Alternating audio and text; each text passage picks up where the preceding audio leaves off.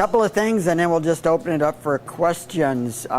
Last time we talked about the fact that the city had entered into a competition called the ABC competition, America's Best Communities. That competition is run by Frontier Communications and I believe Dish Network and a few others. We did receive notification just a couple of days ago that we reached the quarterfinals. So the city will be receiving a check for $50,000. We have to match it with $15,000. And then idea from there is to develop a economic development plan with those funds. Again, the top prize is $3 million. We're hoping that we'll be in the running for that. Interestingly enough, Kingman also came in the quarterfinals, which was really cool. But we're the only two cities in the entire Southwest. That was it. So there were 11 cities in Indiana. So that was pretty remarkable. So anyway, we're going to be getting the team together again in the next couple of weeks to begin developing our plan. That's, if I remember right, about a 4 to 6 month process, maybe a little less. So. Yeah. Let's see. We always talk about the 280 project and where we're at on that. We did have a very good meeting with the State Parks Director a few weeks ago, and we have a follow-up meeting with her. I think it's next Wednesday. We're going to introduce her to some consultants we use to help us with issues regarding the Bureau of Land Management, because those are always very complicated agreements, and so we're going to help them with that process. Last time we also talked about Veterans Court, and the idea was to expand that to our neighboring communities. I did have a final meeting with two of the supervisors, both mayors, and several others, a little over a week ago in Kingman, and we all agreed to try to move that court forward, which is terrific. The next step is to create a intergovernmental agreement, and so that everybody knows what their duties are, and then we hope to have that court open. I'd love to say July, but it's probably going to be more like August kind of time frame. But we're going to go as fast as we possibly can. And let's see. I think that's it. What is Veterans Court? Veterans Court. Okay. Veterans Court, in a nutshell, is a treatment court. We have other treatment courts, such as the drug court, but this is specifically designed for veterans who have come into contact with law enforcement for all the wrong reasons. And a lot of times it's because they've returned from a war zone. They might have PTSD, traumatic brain injury, something. And the whole idea is to treat them so that they become a productive member of the society again. What we see a lot of times as they come back, they have trouble with domestic violence. They might have trouble with alcohol or other drugs because of the PTSD, they are self-medicating. And so what we're trying to do is break that cycle for them. So Veterans Court is specifically designed for veterans, and basically what happens is that depending on what they're accused of, and many times we can dismiss the case as long as they complete their treatment. And treatment is not easy. It will be 6 months to a year and a half. And there are some that do not want to go through that court. They just said it's too hard. I'd rather spend a couple days in jail and call it quits. But others decide, you know what, I've got to break this cycle. I've got to figure out a better way. And that's what we're there for. But we have the support of all the veterans groups, and we go well beyond that. We teach them different things. We have classes.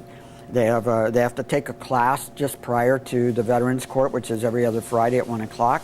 They conduct a class at noon, and it might be on finances, it might be on rental agreements, all kinds of different things. The other thing we try to do is help them with employment.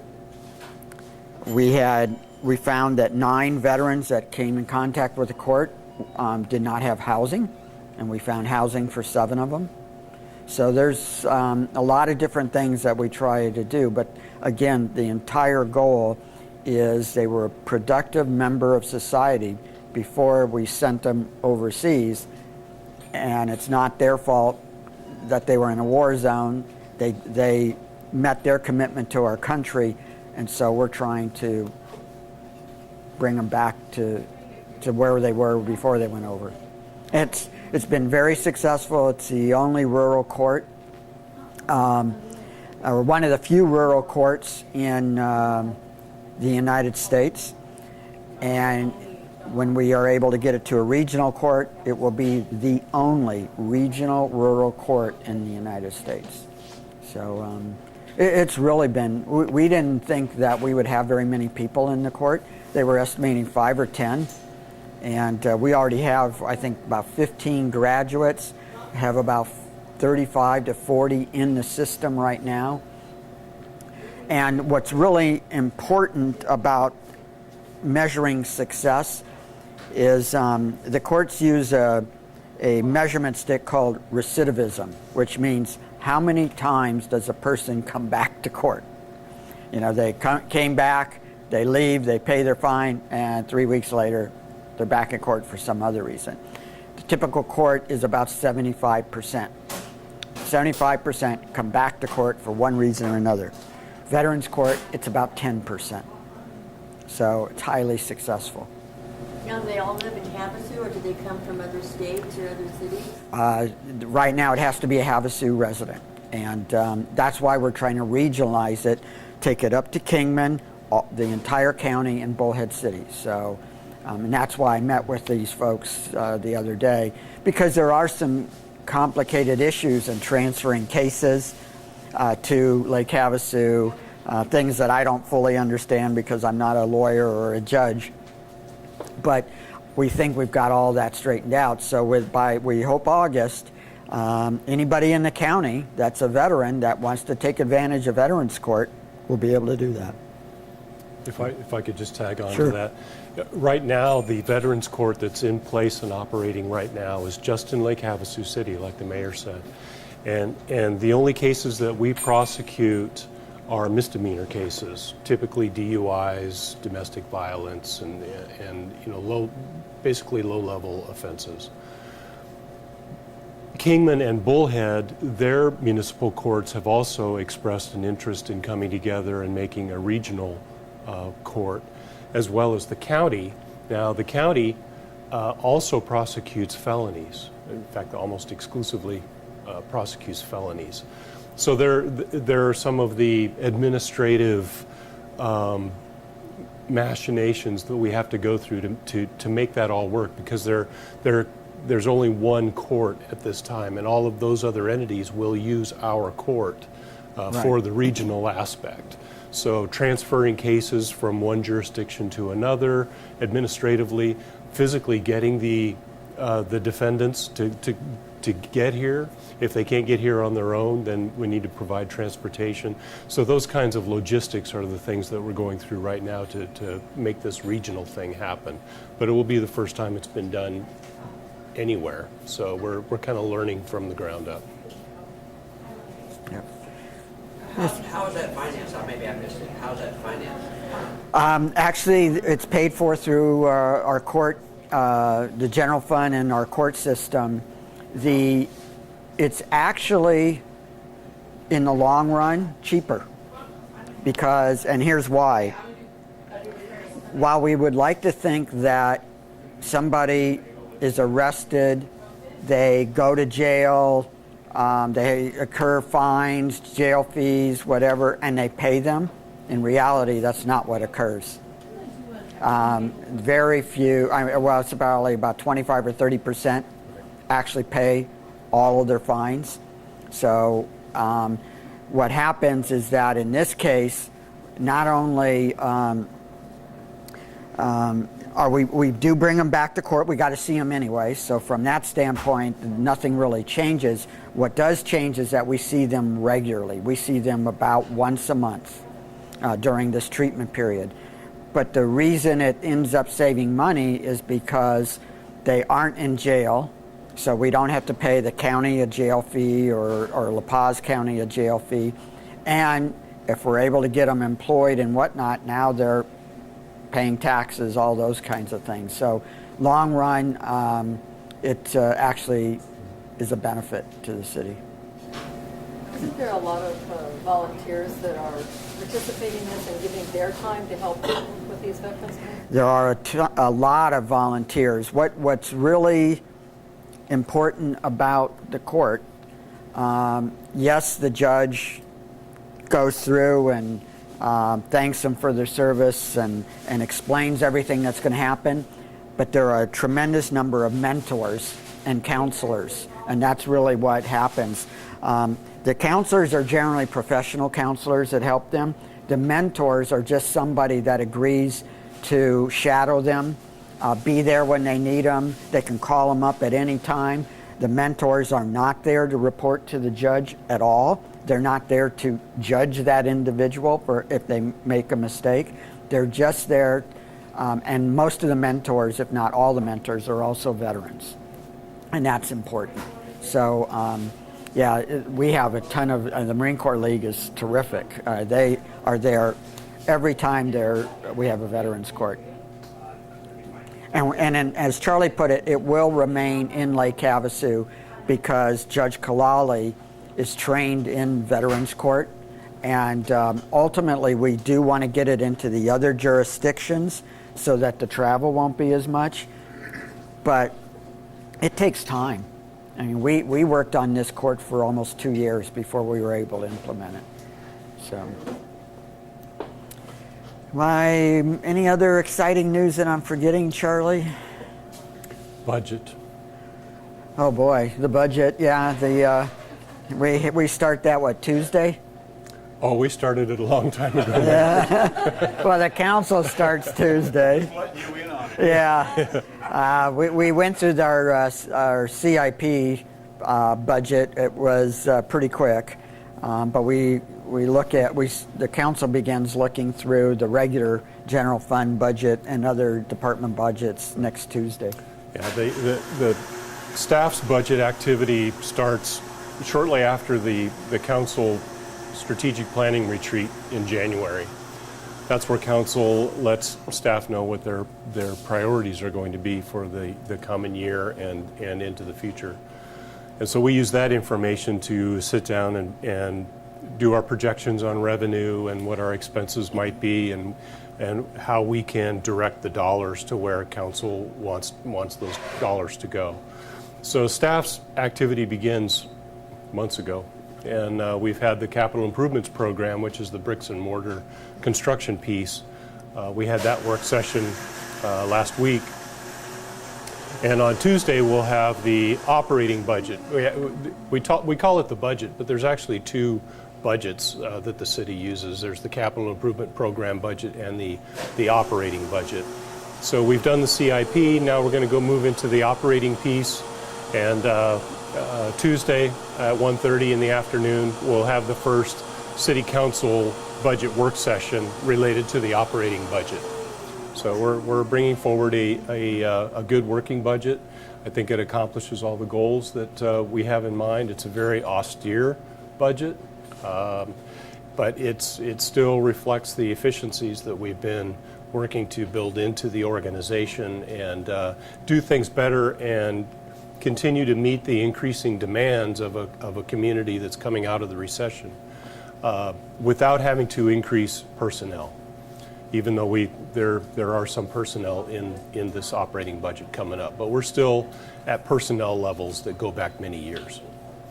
So that's kind of what I've been living and breathing most recently is budget preparation. Right, and the other thing that we're having to do with this year's budget, once again, the state could not balance their own budget without coming to the cities and counties and asking for money. So we have to give them some of our money this year. So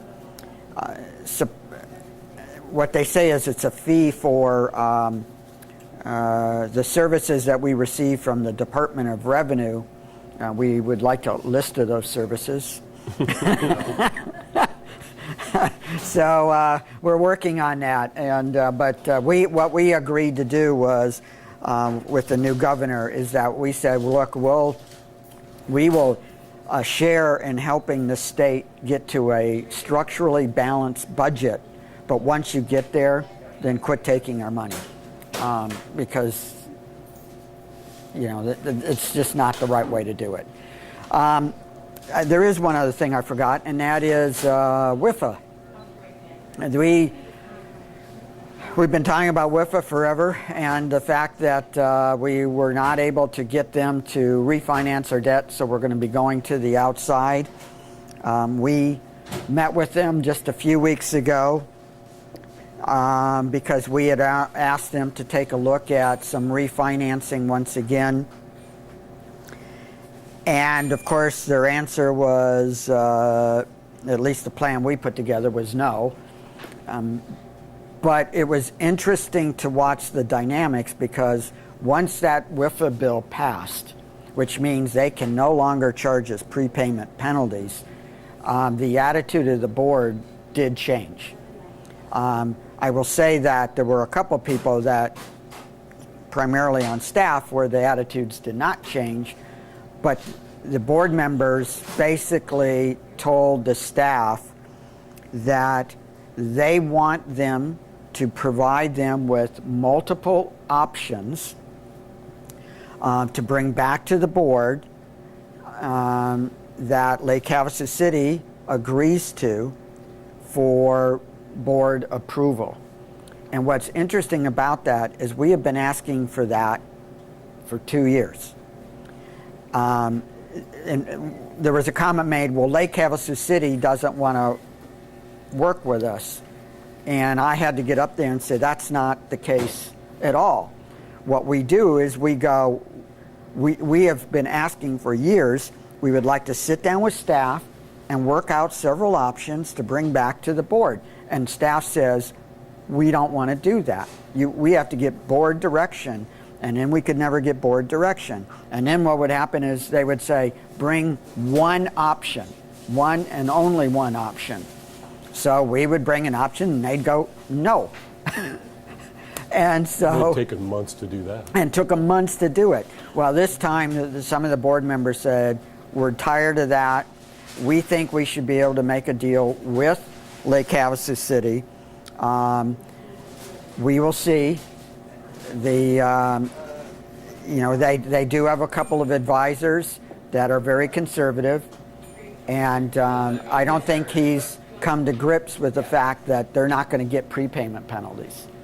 I think he's still in denial. But we've made it clear to our advisors that those are off the table, and let's see where we can get in that regard. So we're hopeful. Our advisors and their advisors are getting together next week sometime, and we'll get a report on that. Quite frankly, we would like to be at that meeting, but it sounds like this is one where it will be advisors only and not WIFA staff or us.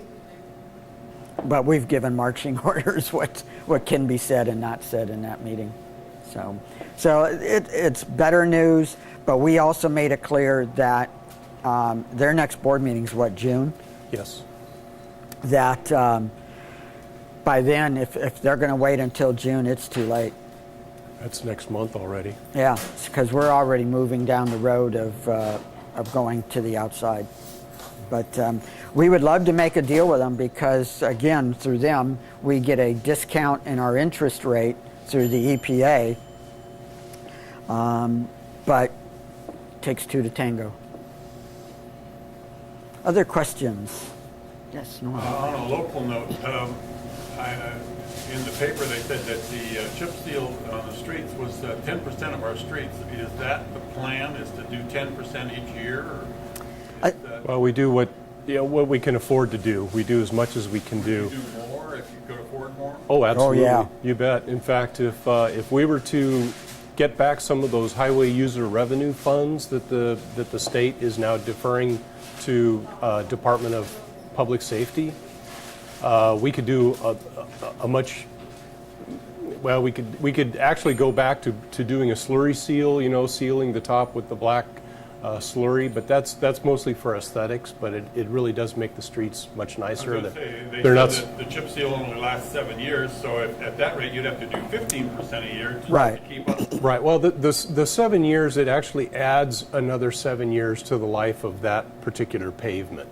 So really, all we're doing, we're not repaving the surface. It's a seal coat, and then we use the rocks to stabilize it and to make it last that much longer. It's like putting rocks in cement. It makes it that much stronger. Well, and some streets don't need it that often because they're little cul-de-sacs and Right. whatnot, don't get a lot of use. So we do prioritize the streets. Right. We have a system called PCI, which is the Pavement Condition Index. And so our Maintenance Services Division, they have a map where all of the streets are assessed, their condition is assessed annually, and they're assigned a PCI number. So we get to those streets that typically have the greatest amount of traffic and are suffering the greatest wear and tear. And so those streets may get chip sealed twice as much as some other streets, but typically One just because of the additional use. question to that. After the chip seal is done and you've swept up all the debris, how long is the schedule before the streets are repainted? Oh They're gosh. Schedule. almost immediate. They're Well- repainting them right now. Yeah, it can vary, but yeah, as soon as the chip seal is done and the sweeping is done, historically there was the chip seal was done, and then there was, I think, 2 sweep cycles. There was some complaints about there was still too many loose rocks left, so we added a 3rd sweep cycle. So once those cycles are completed, then they're ready to paint, but. We're not going to paint them one piece at a time. I mean, once we get enough of those areas that are chip sealed ready for paint, that's when we come out and do the paint. Well, we don't piecemeal the paint Although job. they're already doing acrylic. Yeah. They were doing that yesterday. Yeah, because I had to slow down for the Yeah, well, paint machine. Mesquite out here is a problem with having no lines on the street because we have some areas that are 2 lanes and 3 lanes. yeah, and turn I pockets. know. Figure out what lane is supposed to Yeah, and it can be troublesome, but it's an inconvenience that we can deal with to keep our streets in good condition. They'll be painted soon. By the way, for those interested, Desert Storm was a huge success. 177 participants, about 40 in the shootout, if I recall correctly. They gave a lot of money to New Horizons. That was their charity this year. And I was asked to go, well, for any of you who saw the boats on McCulloch on that Thursday, they're unbelievable. About 1.5 miles, $1 million boats, pretty cool. And then I was asked to go down late Saturday evening where they were having their final dinner and award ceremony. The rain put a damper on it a little bit. They had expected 800, and they ended up with about half of that number because that was all that would fit in the tent because all the other seats were outside and it started raining. But it was very successful. People had a great time. A new record was set on the lake. I think it was 182 miles an hour. And 192. 192, okay. And then that was for King of the Desert, Queen of the Desert. She ran 147 or something like that. So it was a lot of fun, and the people really enjoyed Lake Havasu. They just thought it was fantastic. So this event and the one event at Lake of the Ozarks are really the 2 premier events in all of the United States. and they absolutely love Lake Havasu. Okay, other questions? Yes. What about that second bridge? Anything happened with that? You know, that's kind of been a bugaboo forever. It has been, and the quick answer is no. I think ultimately, I know ultimately we have to have it, but it's going to be a real effort because it isn't just building the bridge. It's being able to get people from 95 to that new bridge quickly, and the current route is kind of like the current route to get to the London Bridge. You know, you're making all these little turns. That's just not going to be effective. So it's going to take a lot of planning, cooperation from ADOT, all property owners, all kinds of different things. But you know, as the island begins more development, and that's still a ways off, we have to have it. So there's, if I had to guess, it'd be a toll bridge. It'd be a toll bridge. That's probably the best way to get it paid for. So It's still on the drawing boards, though. We still have it on the maps. It is something we're master planning for, but it's not in the budget at this time. Right. It's probably a $15 to $20 million project. Wasn't somebody raising funds to get that going a number of years back? no, I know what you're talking about. You're talking about the Freedom Bridge Foundation. That was, they were raising funds for two reasons. One, to create the walkway, the Freedom Bridge walkway, and then they were also raising funds that if the city did build the basic bridge, they wanted to do some enhancements, a Veterans Park around by the bridge and that sort of thing. But they were not raising money for the bridge itself.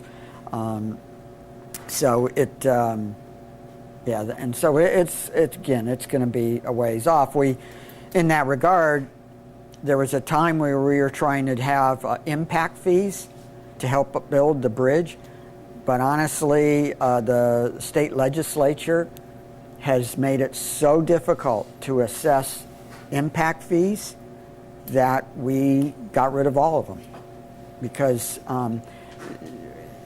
it seemed like it cost you more to create an impact fee and have it re-looked at every few years than collecting the fee itself. So we just gave up.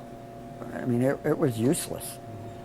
So we're going to have to probably, as traffic begins, there's more traffic, my guess is we'll have an outside company that will build it, collect the toll until they're able to collect their costs and profit, and then turn it over.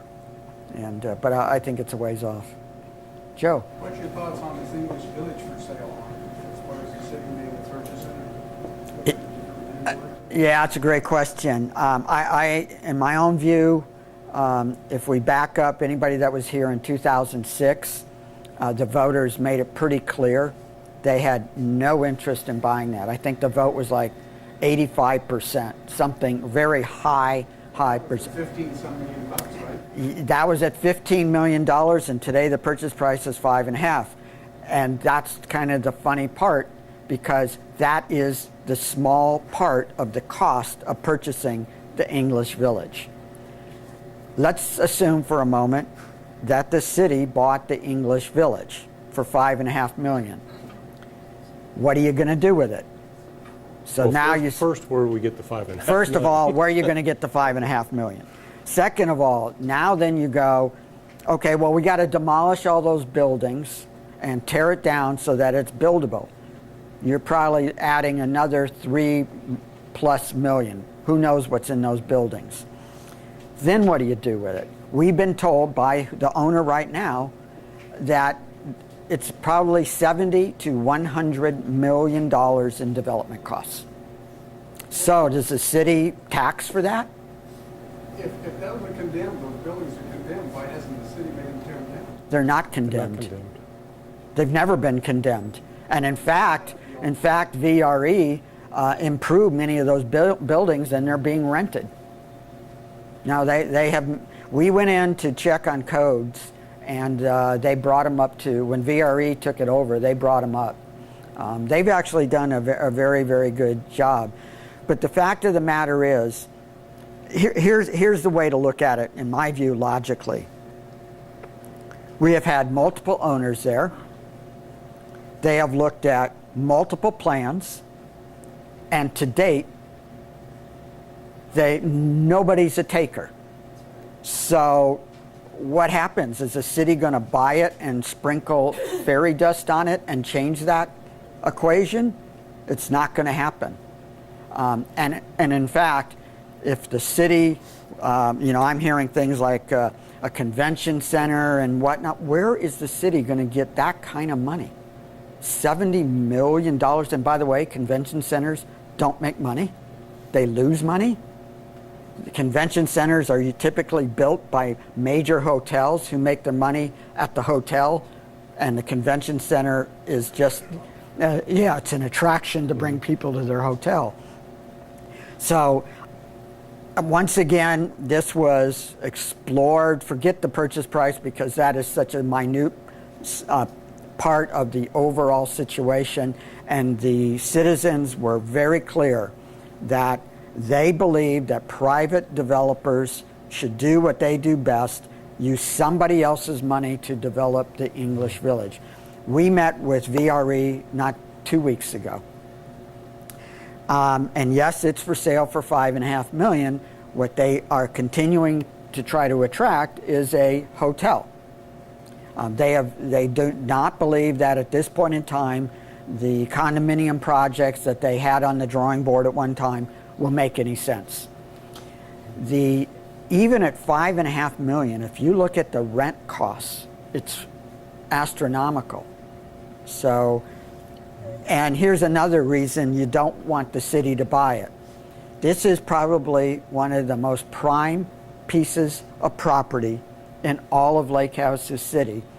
And why do you want to take it off the tax rolls? So that we can help pay for that? It makes...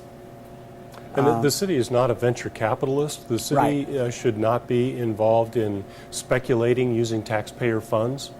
And as tempting as it might be, or as attractive as that price might be, as the mayor said, once you own it along with all of its quirks and its problems and its hazardous materials or whatever might be lurking out there. And that $5.5 million, yeah, that's attractive, but that first $5.5 million just buys you a reason to spend a whole lot more money on something that likely isn't going to have much return come back to the city. The taxpayers might not ever get their investment back, let alone any kind of a return. So it's important for people to know that the city can't speculate using taxpayer funds. As much as it would be wonderful to have a park out there, a nice, grassy area for people to sit and enjoy the London Bridge, that would be a very pricey park. Even just to make a park out of it would probably be minimum $12 to $15 million venture, and that would be a very expensive park that only brings more expense and little return. So we have to be smart about it. Certainly it's attractive, but we have to keep in perspective what the city is here to do for the citizens. What's the difference of that and trying to develop Site 6? I'm just kind of confused. We want Well, The city owns it. we already own it for what? We own it through, well, it was BLM property, but we got it through a patent, basically. We have a land patent on it. The Right. city, there is a reversionary clause on the land itself, that if the city were to ever do something out there that the BLM didn't like, if we were to put up a casino or something that was not consistent with the RMPP Act of 1954, there is a reversionary clause in there that they could come in and reclaim ownership of that property. But what we're planning to do is actually, repurpose that building that's already out there, and they're very excited about it. Yeah, and frankly, the dollar impact is substantially different. Redeveloping Site 6 is, I don't know, $1 million maybe. maybe, and versus 100 million. I've had the same question about, well, what about the 280 project? Well, the 280 project is also substantially different because, first of all, if a mainland launch ramp is there and the private development occurs, the city does have a responsibility to provide water, sewer, and roads to those. And secondary, it will create a lot of jobs. There's a return. There's a return. And you're going to add some 800 homes to the sewer system that helps us pay for this huge amount of debt. When it comes to the English Village, there, once again, if there was a return, it would not be sitting empty today. If there was a great opportunity, it would have already been taken advantage of. And I have to go with what the voters said 9 years ago, and that was not just no, but heck no. No way, no how. And if the voters have changed, certainly somebody could pull a referendum and assess whether or not that view has changed. But you're going to have to get a lot of minds to change when it had 85% said do not buy it. And then let's say you say we would like the city to buy it. What are you going to do? Create a taxing district so that everybody in town helps pay for that $100 million? We've already got $260 million in debt from the sewer. Why would we add $100 million on a venture that real estate developers already have said it doesn't work? We can't find a buyer. There will be a taker eventually. There will be a taker eventually. And I honestly hope that it's a hotel. And they'll have commercial activities along the bottom with the hotel. I think that would be a great place for that. But nobody. You said you'd rather see an 8-story building or something put up down there rather than have it put back in the shops. No, what I said was if a hotel has to go up 8 stories so that we get commercial activity along the bottom floor, I'm good with that. I'm absolutely good with that. Because that's what those transient people that go into that hotel, that's what creates that commercial activity and tourism activity all along that area. And I doubt it would be 8 stories. By the way, for those of you who don't know, 4 stories are below the London Bridge. The first 4 stories are below the bridge. What's the problem with 8 stories? I don't understand. I don't think I personally don't see an issue with that. Some people don't want the height. Yeah. What the city's role in that is one that we've taken very seriously over the years, and we've created the zoning that will allow for the kinds of activities that the community has said they would like to see down there, and it puts in protections against having all residential, for example. The zoning that's in place requires that there be public space, that the public walkway thoroughfare, the trail that goes through there be maintained. It requires that the ground floor be nothing but commercial. And so there are protections built into the zoning. So whoever the taker might be that comes in, they're going to acknowledge already that those protections are in place. The public spaces are protected, the parking, the walkways, the commercial on the ground floor, the proportion of residential to commercial. Those are all set in the zoning right now, which we don't propose to change. So that's the city's role in the development of the English Village, is setting those parameters so that the things that the people want to see remain. Right. The citizens want it to be a tourist area. And so that's what we're trying to accomplish, is to allow it to be a tourism area. One other thing, and then I'll go to you, Norm. I think people forget also that what they call the English Village is only one half of the English Village. You go to the other side of the bridge, that's owned by a different owner, and he's had plans into the city for some 7 years and can't develop it either.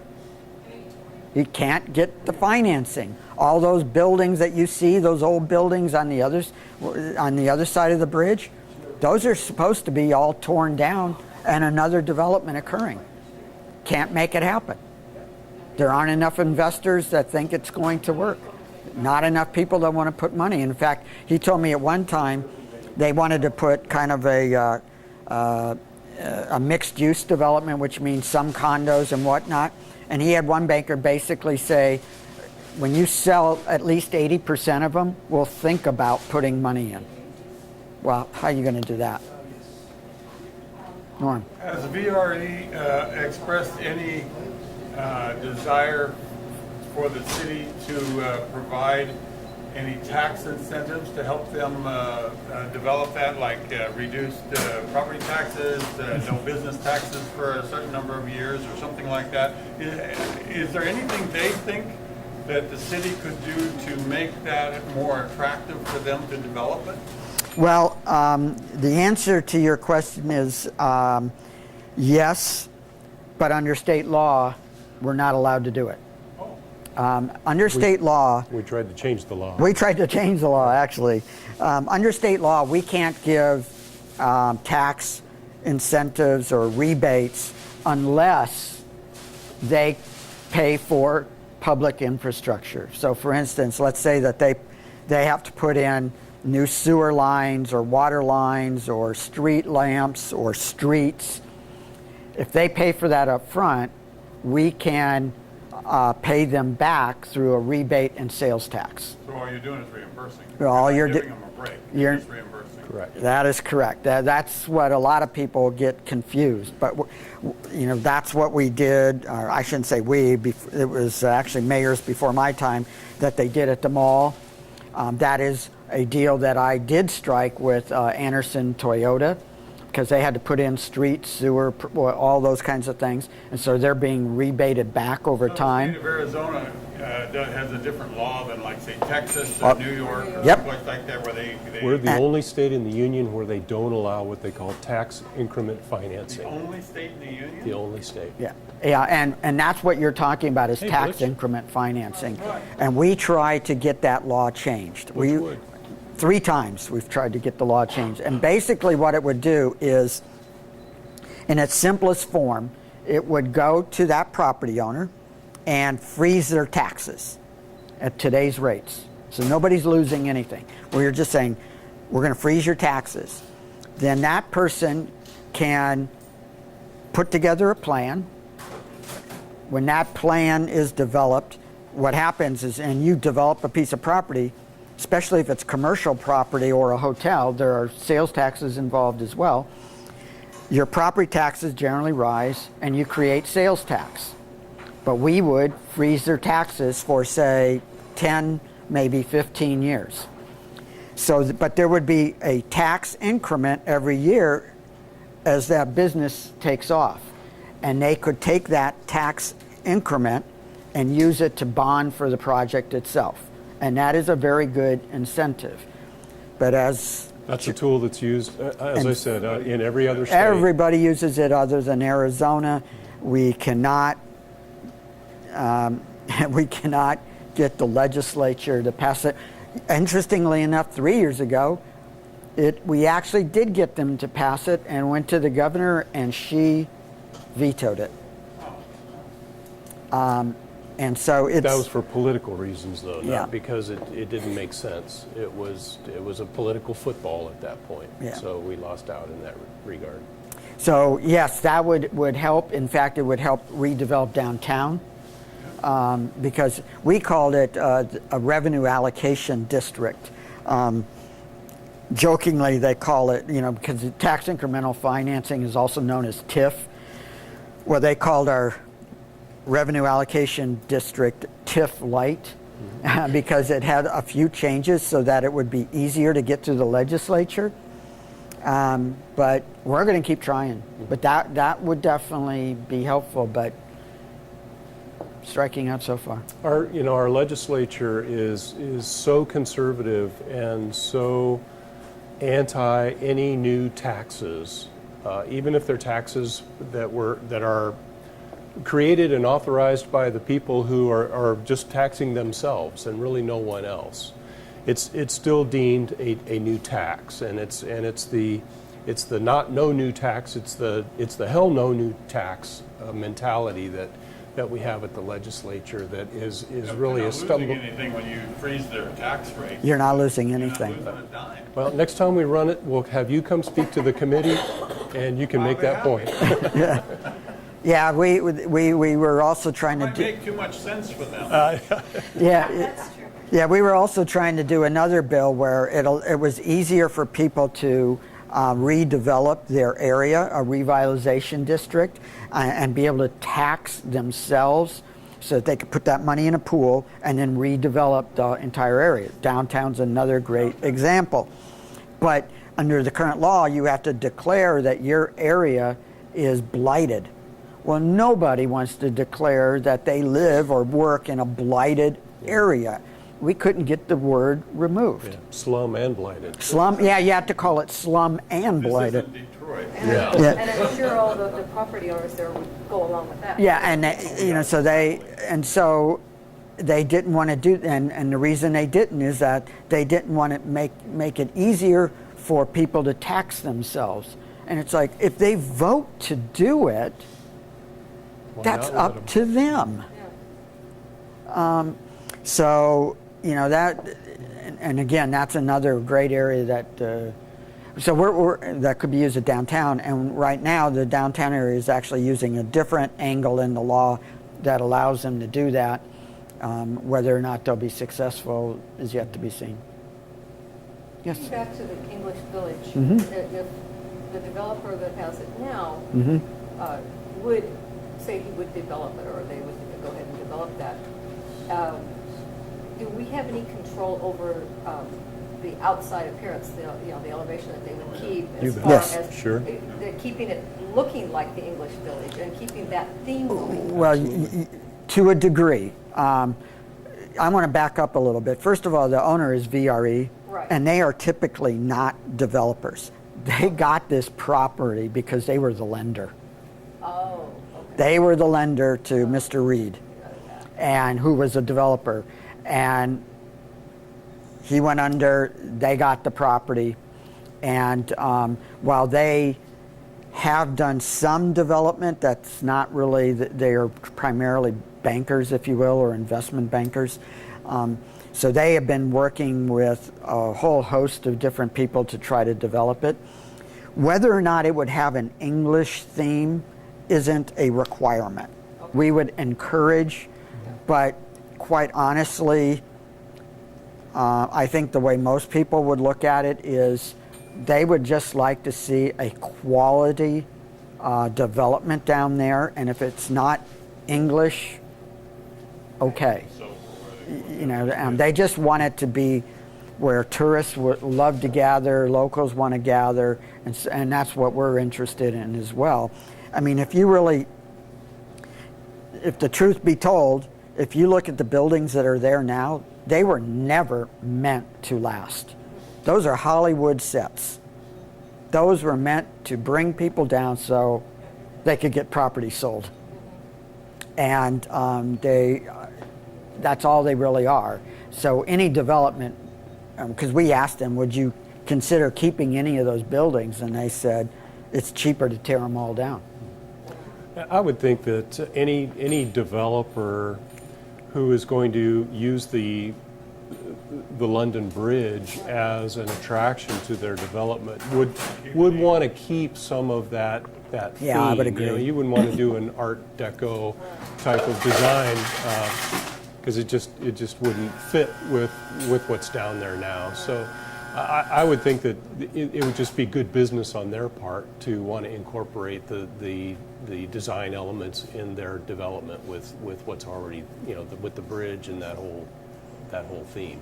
The Millennium Project on the other side of the bridge incorporates. It's not an old English theme, but it's not a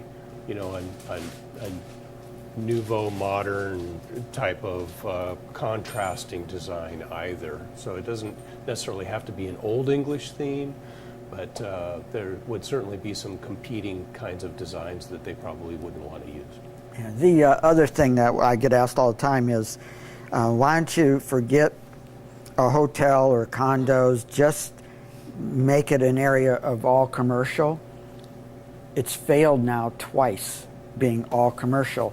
And in fact, it failed under Robert McCulloch when he was able to buy the property for $73 an acre. And I did an example at a council meeting a few years ago, and I said, here, let me show you how much $73 buys you today of the English Village. And I held up a piece of paper. I said, that's what you get for 73 bucks today. That kind of floor space. Yeah, so now you can imagine what the rents have to be. And that's why they failed. And he was subsidizing the rents. And I've also heard, well, maybe if the city bought it, they could lease that property to somebody. But nobody wants to really build buildings on land they do not own. Now, maybe they would under a 50-year lease, but then the city would probably have to subsidize that. And so why should taxpayers now be subsidizing certain businesses? The other businesses are going to go, well, why don't you buy our land and subsidize us? Yeah, that's coming back again to you lose the taxes. because And you lose the now taxes. The city owns it. That's And you're leasing it out, but then you've got all the responsibility. correct. So, Yeah. I mean, Yeah. there's nobody more, I told somebody this the other day because they asked me about it. I said, when I first became the mayor, I put together a list of things I would like to see accomplish over the years. And one of the first ones was redevelopment of the English Village. It's one of the few items I have not been able to put a check mark. So there is nobody more than I that wants to see that developed. But you can't, it can't be forced. It just, it will. Even back in the McCulloch years, when the English Village was, I don't know that it was ever really successful as a commercial venture. No, he subsidized It, the rents. it was a marketing tool Correct. for McCulloch Properties. It was a, forgive me, a tourist trap. It was a place where people could buy their souvenirs and they could spend an hour or two and then head out of town someplace else. So to try and force it to be a successful commercial venture, it just doesn't pencil out. So, and to ask the taxpayers to be the landlord down there for leases or other, commercial enterprise that might take place down in that area is really not our role as a local government. And so that we've come full circle. I mean, that's another reason why the city just should not entertain being the owner of that property, because it doesn't show an immediate return on that investment. Right. And if I can't show an immediate return on an investment, I'm not going to gamble with taxpayers' dollars. And I wouldn't expect council would support me if I asked them. Yeah, I get all the time, well, the city could make a killing. Well, if it was that great an opportunity, why don't you get a bunch? Anybody else could make. Yeah, apparently nobody else sees that, but if you want, pool your money together, buy it, and make a killing. Please. Please. But I wish, because even if it was $1 million, it's the development costs that are the killer. And it's a tough piece of property. Yes. Can you imagine the size of the organs and onions column? Tried to get everybody in the city to agree on one development plan? Yeah, that would would never probably, get that'd done. be pretty tough.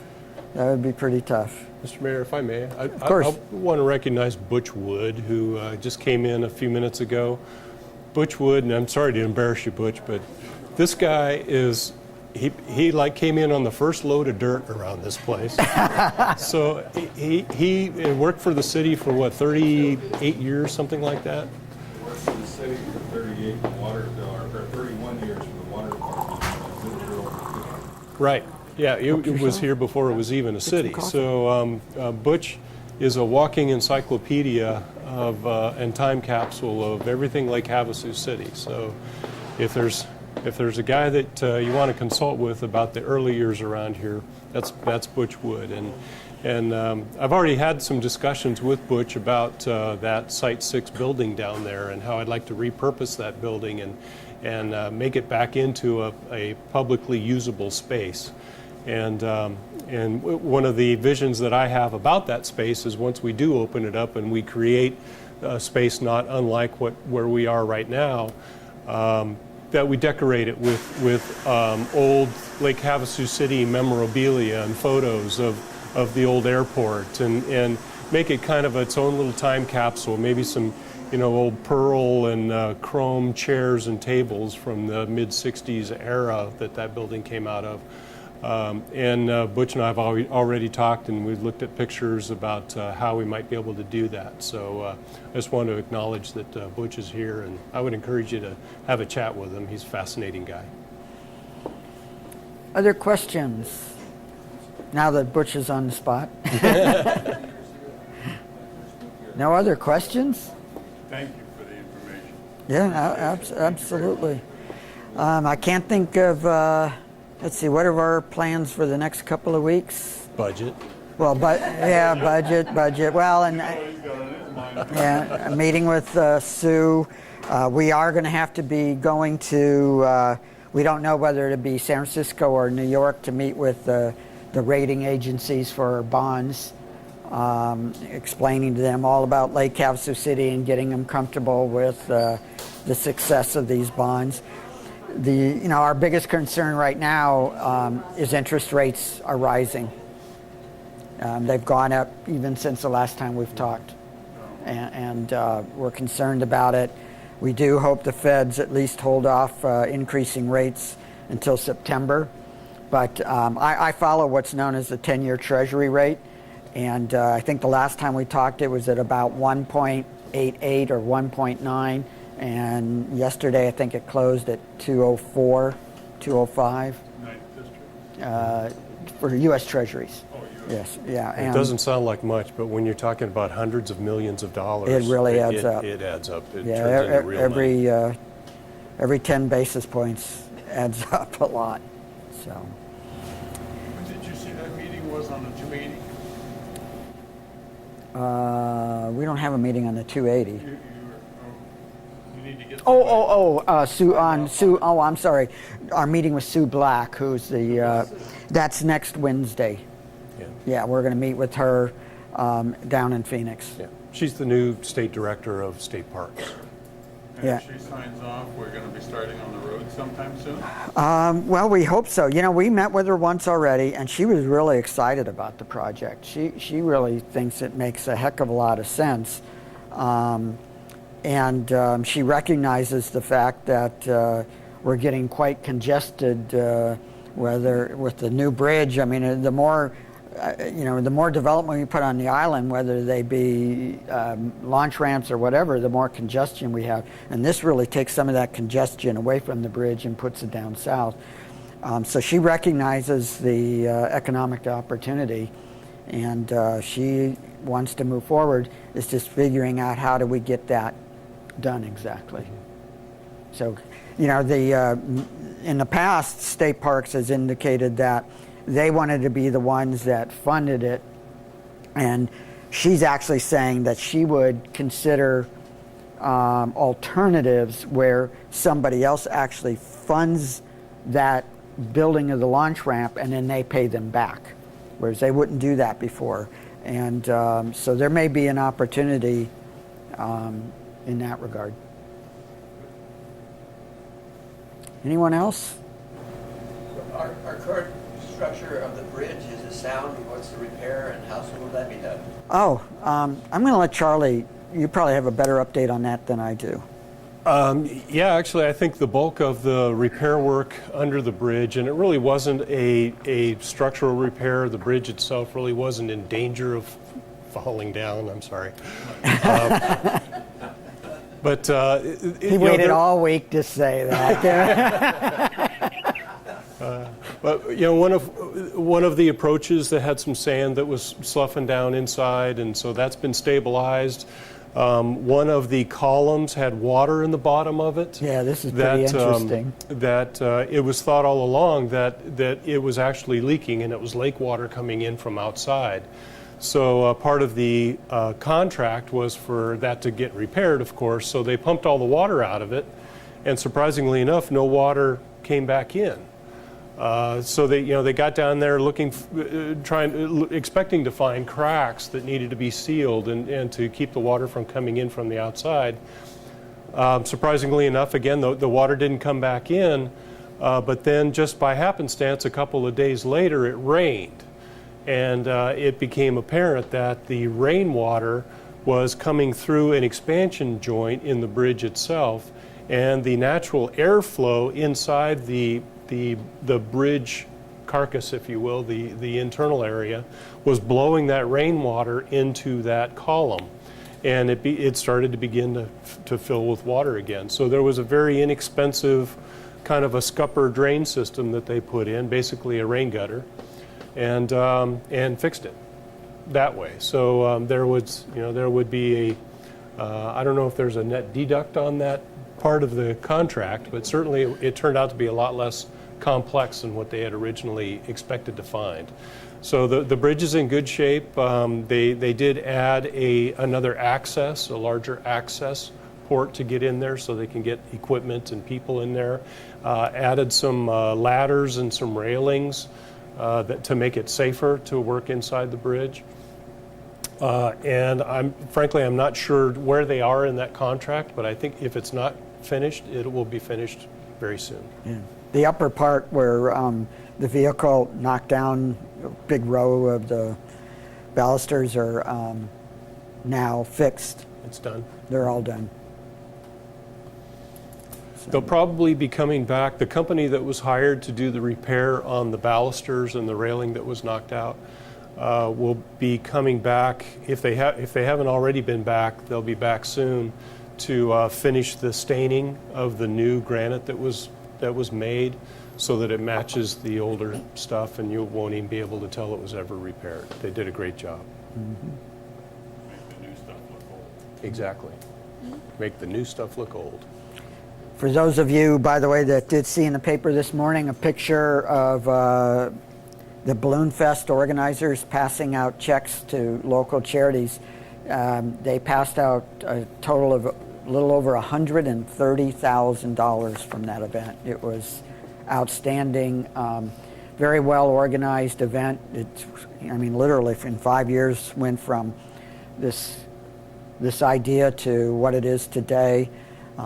I would guess they must have about 1,000 volunteers. I'm probably wrong on that number, but it's got to be close. They do a great job. They take that money and distribute it throughout the community. My hat's off to them for what they've done. For those of you who've never volunteered for that, it's a lot of fun. I volunteered 2 years ago, taking money for parking, and not just taking money. Yeah. I saw our mayor get run over. Yeah, I almost got run over. It was, but what was so funny is they thought, well, we're going to have you do this because you're quick with money, and blah, blah, blah, blah, and, well, every car wanted to talk to me. So we had a line way out there. And, but it was fun. But Gary's right.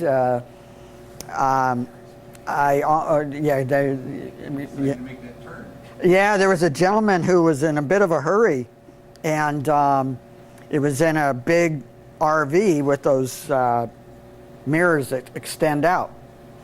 And he decided he was going to make a left turn into the marina, and just by luck, I had reached down to, I think, get my water, and there was a stop sign behind me.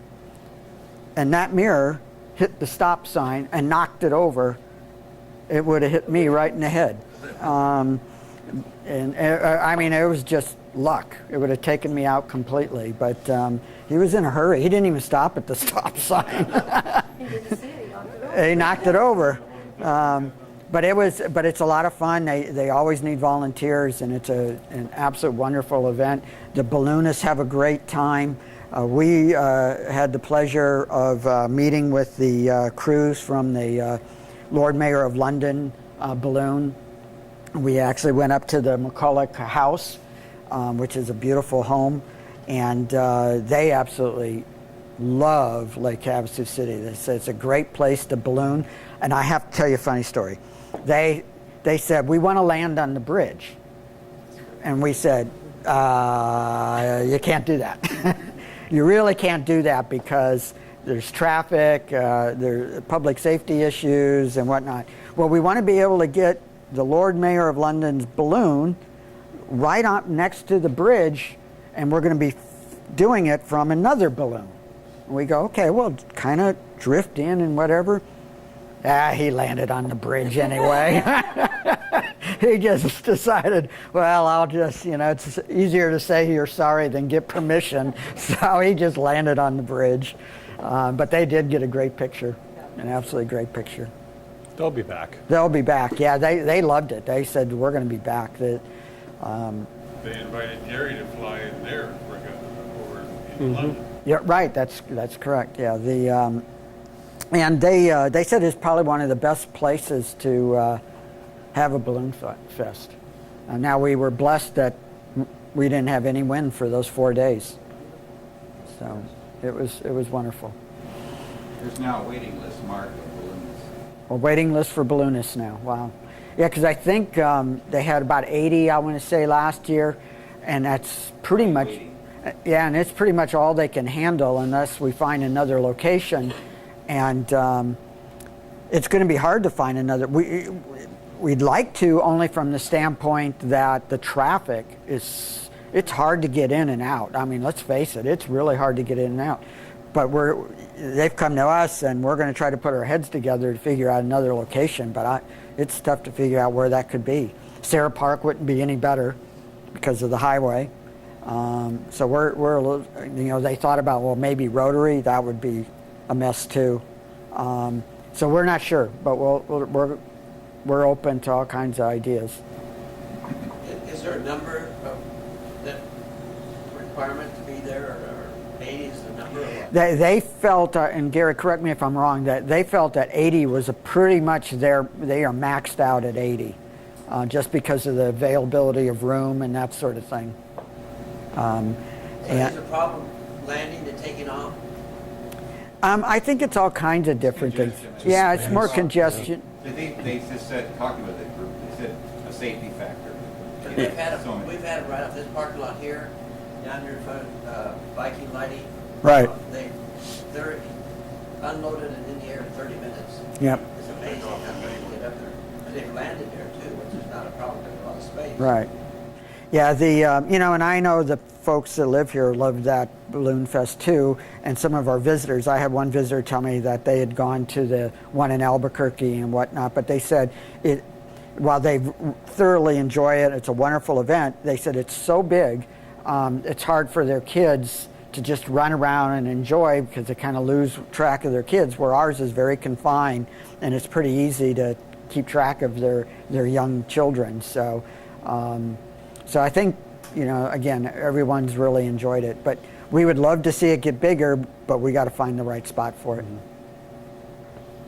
I think the uniqueness of ballooning over the lake also makes it intriguing, an intriguing challenge for the balloonists. That's something they don't get to do in most other places. And so the idea of ballooning over the water and then being towed back by a boat that's on the water, I think they're tickled about that. It's a unique aspect of ballooning that they don't get in other places. Towing them back too. Right. Yeah.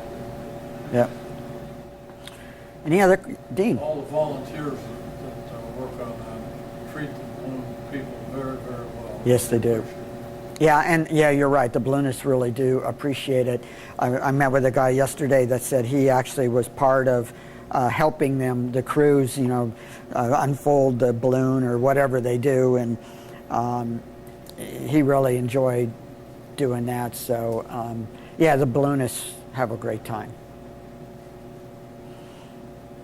Is that it? Thank you very much. Thank you all very much. Appreciate it.